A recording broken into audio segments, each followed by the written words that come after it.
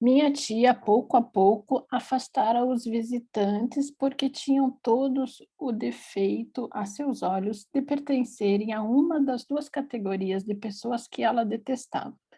Uns, os piores, de quem se havia livrado em primeiro lugar, eram os que aconselhavam a não se sugestionar e professavam, ainda que negativamente, e só se manifestando por determinados silêncios de reprovação ou por uns sorrisos de dúvidas, a doutrina subversiva de que um breve passeio ao sol e um bom bife sangrento, quando ela conservava 14 horas no estômago, 2 miseráveis goles de água de Vicky, lhe fariam mais bem do que a cama e os remédios. A outra categoria se compunha das pessoas que davam a impressão de crer que ela estivesse mais gravemente enferma do que pensava, e tão gravemente doente como dizia. Assim, aqueles a quem deixara subir após alguma hesitação e em face das oficiosas instâncias de Françoise, e que durante a visita haviam mostrado o quanto eram indignos do favor que se lhes fazia, arriscando timidamente não acha que se sacudisse um pouco num dia de bom tempo, ou que, ao contrário, quando ela lhes dizia: estou bem mal, é o fim, meus pobres amigos. Lhe haviam respondido: ah, quando não se tem saúde, mas a senhora ainda pode durar bastante. Esses, tanto uns como os outros, poderiam estar certos de nunca mais voltarem a ser recebidos. E se Françoise se divertia com o ar espantado da minha tia quando, de seu leito, ela vislumbrasse uma dessas pessoas na rua do Saint-Esprit, que tinha o jeito de vir à casa dela, ou quando tivesse ouvido um toque de campainha, ela ria ainda mais, como de uma boa piada, das manobras sempre vitoriosas de minha tia para despedir a visita e da cara sem graça que esta fazia ao ter de voltar sem a ter visto. E, no fundo, admirava sua patroa, que julgava superior a todas aquelas pessoas, visto não querer recebê-las. Em suma, minha tia exigia ao mesmo tempo que a aprovassem em seu regime, que a lastimassem por seus sofrimentos e que a assegurassem quanto ao futuro. Era nisso que Eulalie primava. Minha tia podia lhe dizer 20 vezes por minuto: é o fim, minha pobre Eulalie. Que 20 vezes Eulalie respondia: conhecendo sua doença como conhece, senhora Octave, poderá vir até os 100 anos, como me dizia ainda ontem a senhora Sazerin. Uma das mais firmes crenças de Eulalie, e que o número enorme de desmentidos trazidos pela experiência não fora bastante para abalar, era que a senhora Sazerá se chamava senhora Sazerin. Não peço para chegar aos 100 anos, replicava minha tia, que achava melhor que não atribuíssem à sua existência um limite exato. E como, além disso, Eulalie sabia como ninguém distrair a minha tia sem cansá-la, suas visitas, que ocorriam regularmente todos os domingos, salvo um impedimento inopinado, eram para minha tia um prazer cuja perspectiva a mantinha naqueles dias em um estado, a princípio agradável, mas bem depressa doloroso, como a fome excessiva, por pouco que Eulalie se atrasasse. Bem prolongada, essa volúpia de esperá-la se transformava num suplício. Minha tia não parava de olhar o relógio. Bocejava, sentia tonteiras. O toque de campainha de Eulalie, quando corria ao findar o dia, e ela já não o esperava, fazia sentir-se mal. Na verdade, no domingo, ela só pensava naquela visita. E, tão logo terminava o almoço, Françoise dava-se pressa em que nós deixássemos a sala de jantar para poder subir e distrair a minha tia. Mas, sobretudo, a partir do momento em que os dias bonitos se instalavam em Combray, havia muito tempo que a hora altiva do meio-dia, descida da torre de Saint-Hilaire, que ela brazonava com os 12 florões efêmeros de sua coroa sonora, ressoara em torno da nossa mesa, junto com o pão bento, também familiarmente chegado da igreja, e nós ainda estávamos sentados diante dos pratos das 1001 noites, amolecidos pelo calor e principalmente pela refeição, pois ao fundo permanente de ovos, costelas, batatas, geleias, biscoitos, que nem sequer nos anunciava mais, Françoise acrescentava, de acordo com o trabalho dos campos e dos pomares, o fruto da pesca, os acasos do comércio, a polidez dos vizinhos e seu próprio espírito inventivo, e tão bem feito que o nosso cardápio, como aqueles quadrifólios esculpidos no século XIII no pórtico das catedrais, refletiam um pouco o ritmo das estações e dos acontecimentos da vida. Um rodovalho, cuja frescura lhe fora garantida pela vendedora de peixe, um peru, porque vira um muito bonito no mercado de Rosanville-les-Pins, alcachofras com tutano, porque ainda não as fizera daquele modo, uma perna de carneiro assada, porque o ar livre abre o apetite e teria tempo de descer daqui a 7 horas. Espinafres para variar, abricós, porque ainda eram uma raridade, groselhas, porque dentro de 15 dias não haveria mais, framboesas, que o Sr. Swan trouxera expressamente, cerejas, as primeiras que vinham da cerejeira do jardim depois de 2 anos em que ela não dera coisa alguma, o requeijão, de que eu gostava tanto antigamente, um doce de amêndoas, porque eu havia encomendado na véspera, um brioche, porque era a nossa vez de oferecê-lo.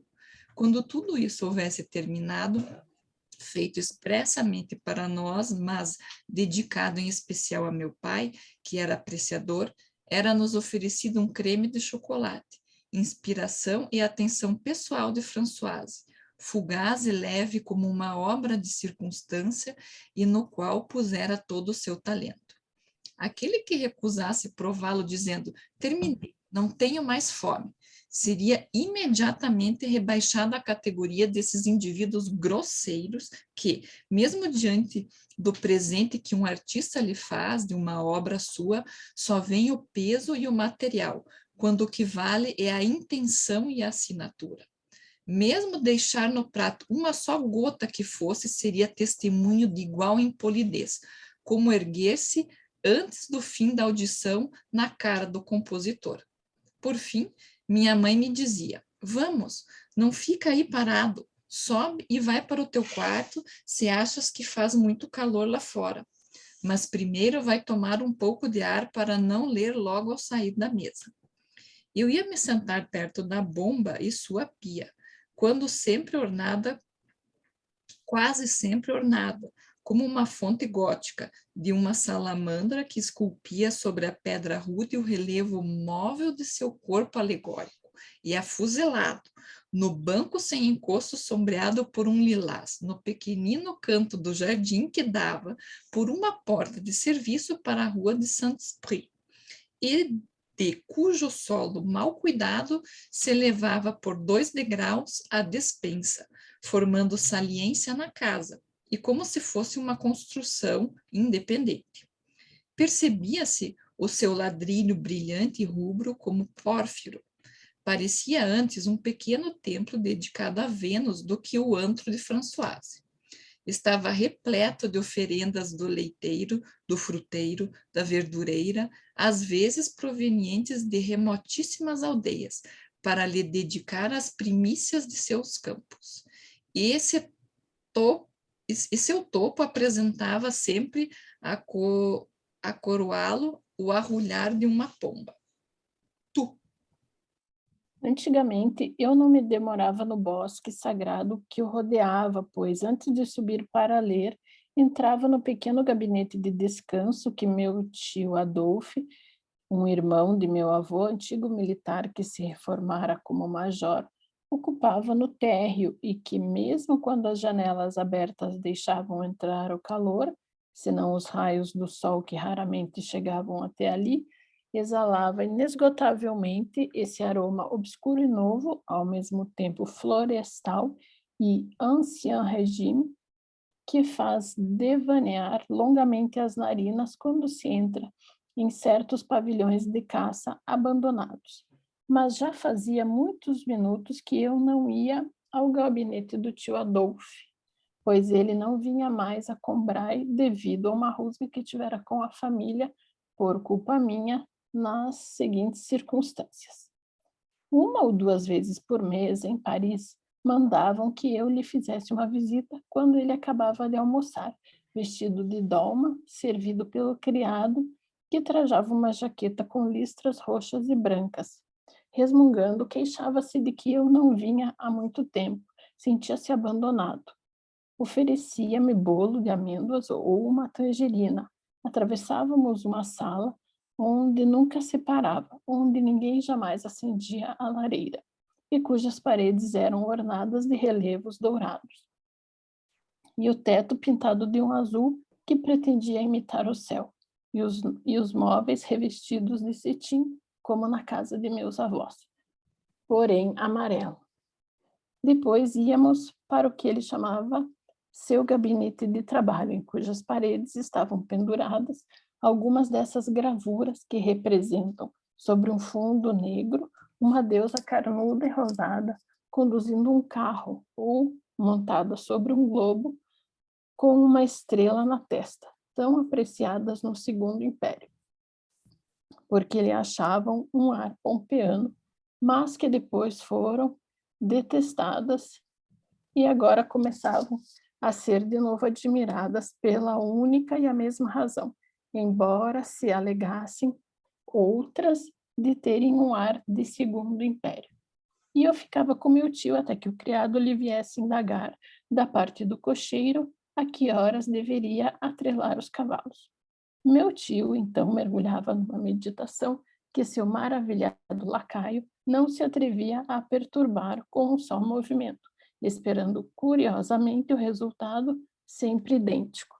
Enfim, após uma hesitação suprema, meu tio pronunciava infalivelmente estas palavras: 2 horas e 1/4, que o lacaio repetia com espanto, mas sem discutir. 2 horas e 1/4? Muito bem, vou lhe dizer. Por essa época, eu amava o teatro, amor platônico, pois meus pais ainda não me permitiam que o frequentasse. E imaginava de modo tão inexato os prazeres que ali se desfrutavam, que não estava longe de admitir que todo espectador olhava como um estereoscópio um cenário que era só para ele, conquanto idêntico aos 1000 outros que ao resto dos espectadores se oferecia, um para cada. Todas as manhãs eu corria até a coluna Morris para ver os espetáculos que ela anunciava. Nada mais desinteressado e feliz que os sonhos que cada peça anunciava oferecia à minha imaginação. Sonhos que eram condicionados também, não só pelas imagens inseparáveis das palavras que compunham seu título, como pela cor dos cartazes, ainda úmidos e inchados de cola, sobre os quais ele se destacava. A não ser uma destas obras estranhas, como O Testamento de César Giraudoux e Édipo Rei, que eram inscritos não no cartaz verde da ópera cômica, e sim no cartaz cor de borra de vinho da Comédie Française. Nada me parecia mais diverso do enfeite cintilante branco dos diamantes, da coroa que o cetim liso e misterioso do dominó negro, e tendo meus pais dito que quando fosse pela primeira vez ao teatro, teria de escolher entre essas 2 peças, procurando aprofundar sucessivamente o título de uma e o de outra, pois era tudo o que sabia delas, para tentar extrair de cada uma o prazer que me prometia e compará-lo ao que a outra me escondia. Cheguei a imaginar com tanta força, por um lado, uma peça deslumbrante e nobre, e por outro, uma peça suave e aveludada, que me senti tão incapaz de decidir qual teria a minha preferência, como se para a sobremesa me tivesse mandado escolher entre arroz à imperatriz e creme de chocolate. Todas as minhas conversas com os colegas eram sobre aqueles atores cuja arte, embora me fosse ainda desconhecida, era a primeira forma, dentre todas as de que se reveste a arte, sob a qual ela se deixava pressentir para mim. Entre a maneira que um ou outro tinha de declamar, de matizar uma tirada, as mais pequeninas diferenças pareciam-me ter uma importância incalculável. E, conforme o que haviam dito acerca deles, classificava-os de acordo com o talento nas listas que recitava para mim mesmo o dia inteiro e que tinha acabado por se solidificar no meu cérebro e incomodá-lo devido à sua mobilidade. Mais tarde, no colégio, todas as vezes em que, durante as aulas, o professor virava a cabeça, eu me comunicava com um novo amigo. E a primeira pergunta era sempre para saber se ele já fora ao teatro e se achara que o maior ator era Goethe, o segundo Delaunay, etc. E se, de acordo com a sua opinião, Febvre só vinha depois de Tiron, ou Delaunay após Coquelin. A súbita motilidade que Coquelin, perdendo a rigidez da pedra, passava a ter no meu espírito para passar ao segundo posto, e a milagrosa agilidade, a fecunda animação de que se via dotado Delaunay para recuar até o quarto lugar. Dava uma sensação de vida e florescimento a meu cérebro flexível e adubado. Mas se os autores me preocupavam dessa maneira, se a visão de Maubin saindo uma tarde do teatro francês me causara o choque e as mágoas do amor, tanto mais o nome de uma estrela flamejando à porta de um teatro, tanto mais pelos vidros de um coupé que passava na rua com seus cavalos floridos de rosas na testeira, a visão do rosto de uma mulher que eu pensava talvez fosse uma atriz, deixava em mim uma turvação mais prolongada, um esforço impotente e doloroso para imaginar sua vida.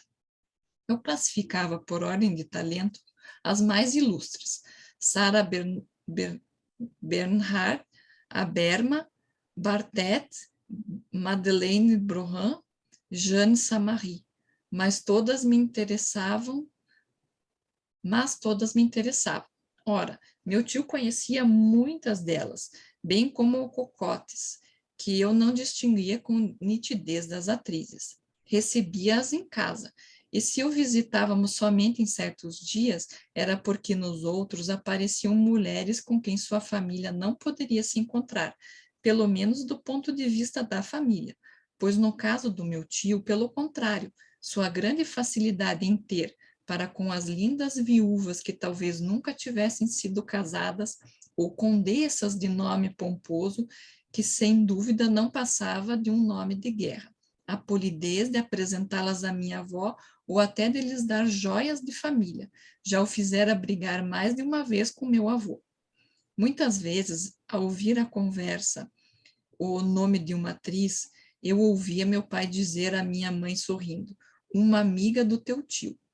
E eu pensava que o assédio, que talvez durante anos alguns homens importantes faziam à porta de determinada mulher que não respondia suas cartas e mandava que fossem despedidos pelo porteiro do hotel, meu tio bem poderia poupá-lo a um menino como eu, apresentando à sua casa a atriz inacessível a tantos outros, que era sua amiga íntima.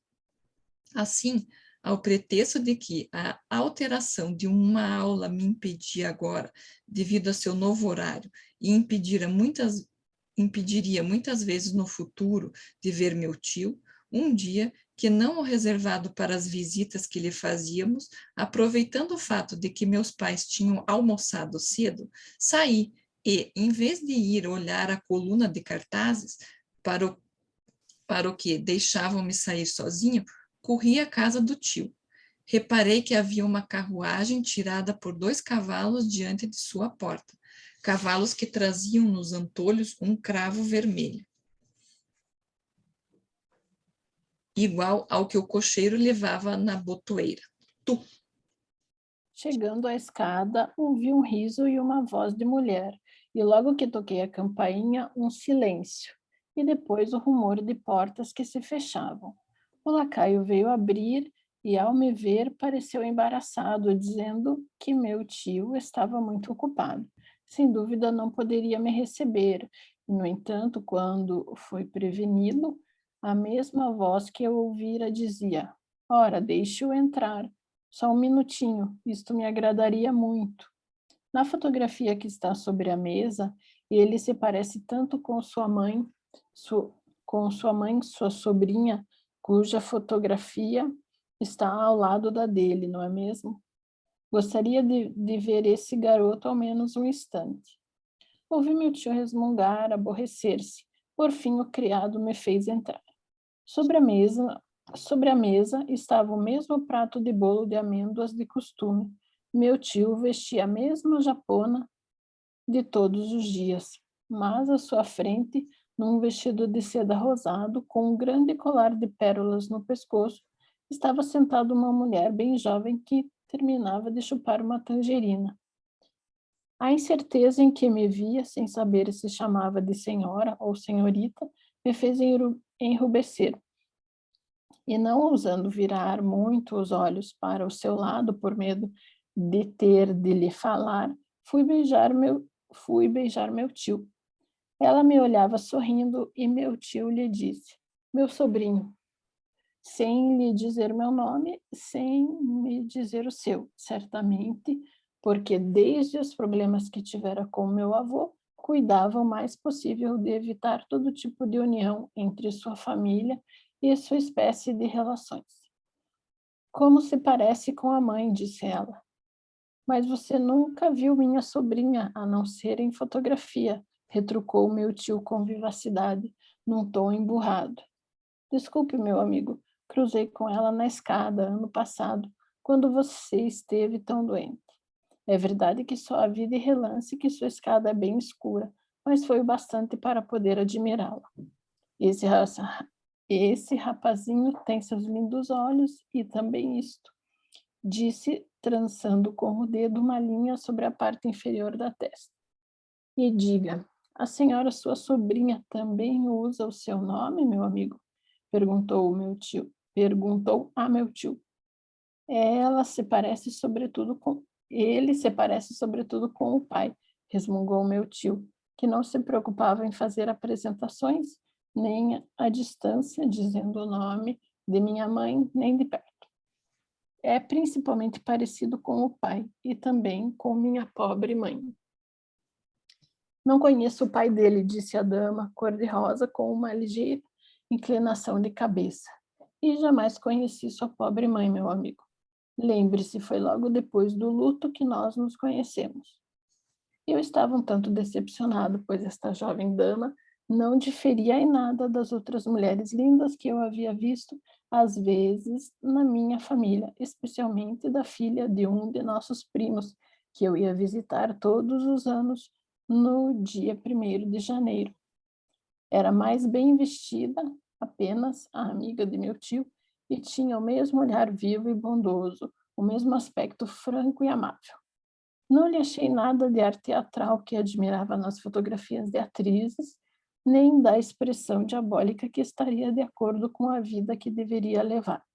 Mal acreditava que se tratasse de uma cocote e, acima de tudo, não acreditaria que fosse uma cocote chique se não tivesse visto o carro com os 2 cavalos, o vestido cor-de-rosa, o colar de pérolas, se não tivesse sabido que meu tio só se encontrava com as de mais alto voo. Me perguntava a mim mesmo como é que o milionário que lhe dera seu carro, seu palacete e suas joias podia sentir prazer em dilapidar a sua fortuna com uma pessoa de aspecto tão singelo e correto. E, no entanto, pensando no que devia ser a sua vida, Sua imoralidade me perturbava mais ainda do que se fosse concretizada diante de mim numa aparência especial, por ser desse modo invisível como o segredo de um romance, de um escândalo que a devesse ter feito sair um dia da casa dos pais burgueses e a expusera a todo mundo que tivesse desabrochado em beleza e a alçasse até o mundo da alta roda e a notoriedade aquela cujas feições de rosto e entonações de voz, iguais a tantas outras que eu já conhecia, me faziam considerar, apesar de tudo, uma moça de boa família, a quem já não tinha família alguma. Na segunda turno passamos para consolação daí, só para você poder se localizar, para a gente não perder o ritmo. Passáramos para o gabinete de trabalho e meu tio, meio constrangido com a minha presença, me ofereceu cigarros. Não, meu caro, disse ela. Você sabe que eu estou acostumada com os que Grão-Duque manda. Disse-lhe que você tem ciúmes dele e retirou de um estojo alguns cigarros cheios de inscrições douradas em língua estrangeira. Mas sim, exclamou de repente, devo ter encontrado em sua casa o pai deste menino. Não é o seu sobrinho? Como foi que pude esquecer? Ele foi tão bom, tão amável comigo, acrescentou com um ar modesto e sensível. Mas, pensando no que poderia ter sido a áspera acolhida de meu pai, que ela classificava como amável, eu, que conhecia de sobra sua frieza e sua reserva, fiquei constrangido, como por alguma indelicadeza que ele houvesse cometido, com a desigualdade entre o reconhecimento excessivo que lhe dedicavam e sua amabilidade insuficiente. Mais tarde, pareceu-me tratar-se de um dos aspectos tocantes do papel dessas mulheres desocupadas e estudiosas, o fato de consagrarem sua generosidade, seu talento, um sonho disponível de beleza sentimental, pois, como os artistas não o realizam, não o fazem enquadrar-se na existência comum, e um ouro que pouco lhes custa a enriquecer com um engaste precioso e fino, a vida frustrada e de mau acabamento dos homens.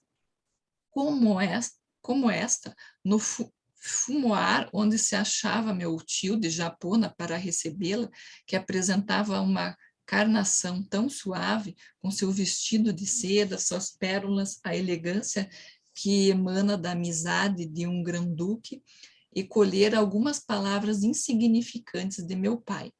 Trabalhara-as com delicadeza, dera-lhes um toque especial, um tom precioso, e nelas, engastando um de seus olhares de tão linda água, matizado da humildade e reconhecimento, devolvia-as transformadas em joias e arte, em algo verdadeiramente requintado.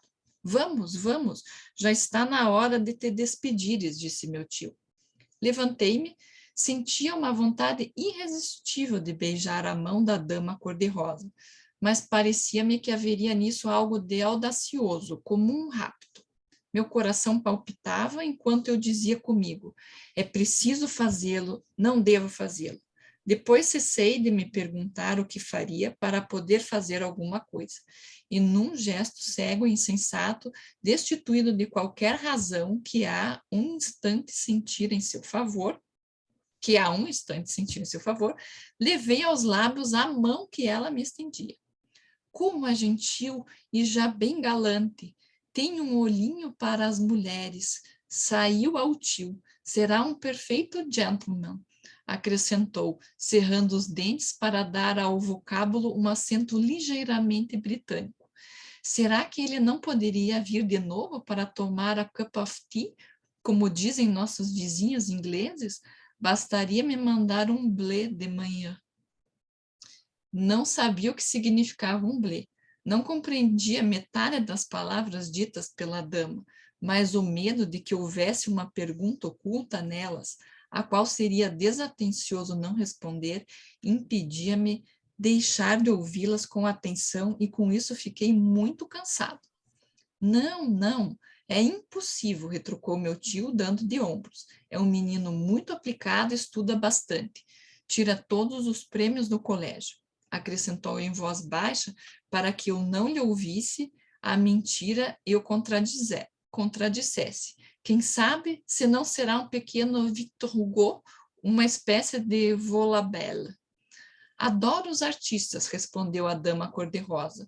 Só eles é que compreendem as mulheres, eles e os homens de elite como você.